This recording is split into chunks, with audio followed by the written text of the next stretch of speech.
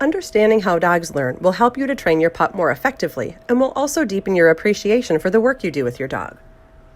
Dogs learn in two ways: through the immediate consequences of their actions, known as operant conditioning, and by association, called classical conditioning. Conditioning just means learning, by the way. In this video, we're going to focus on classical or Pavlovian conditioning. This type of learning refers to involuntary responses based on past experiences. For example, Fifi hears you using the can opener and comes to the kitchen because she has learned to associate the can opener with dinner.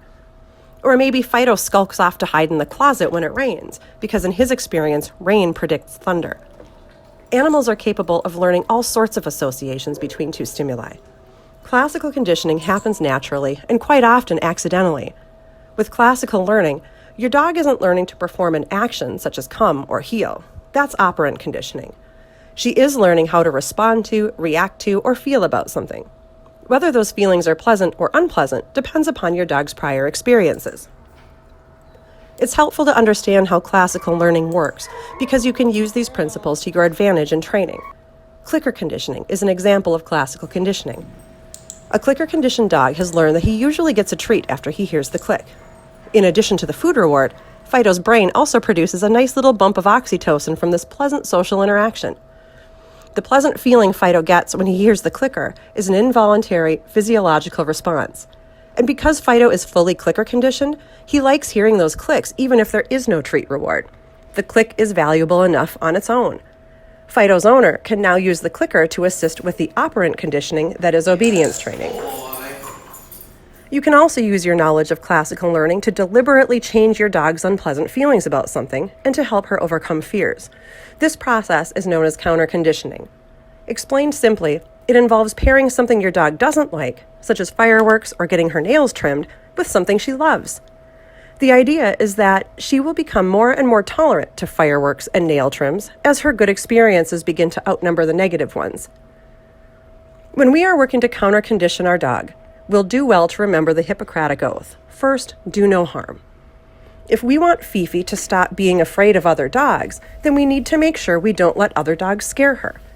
The more scary experiences Fifi has with other dogs, the more deeply ingrained that feeling becomes. Step 1, then, would be to keep Fifi below threshold.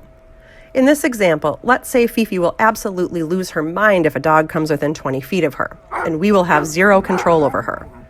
She's well above her tolerance threshold at this point, and in this highly stressed state, she isn't going to learn anything about keeping her cool around other canines. It's incredibly important to remember that stressed dogs cannot learn like a calm dog can. Now, from 35 feet away, Fifi isn't out of control yet, but she will still fixate on the other dog, she won't take treats, and she's clearly under stress. This is still too close. We know that Fifi can handle coming within about 60 feet or so of another dog, and we can still get her attention by saying her name, and she's willing to accept treat rewards from us, so we'll start with a 60-foot distance. Step 2 is to give Fifi a fabulous reward while there is another dog within her sight. What does Fifi really love? Beef liver, cheese, chasing a tennis ball? Give her that, and lots of it, while she's got another dog in her sight. Since we are working below threshold, Fifi should be relatively relaxed to begin with. Now, what we would like to see here is a happy dog who is paying attention to us and wagging her tail. Step 3 is to close that gap. Over time, we will be able to bring Fifi nearer to the things that scare her, with her looking to us for yummy treats whenever she sees another dog, as she unlearns her previous behaviors and new habits begin to settle in. While closing that gap, it is important to remember not to move too quickly. Setbacks will happen now and then, but we should avoid them when we can. To summarize, classical conditioning is associative learning. This learning is involuntary on the dog's part and involves his feelings and attitudes towards something. For more information about classical conditioning, check out the links in the video description. Subscribe and be notified when we post new content. Thanks for watching.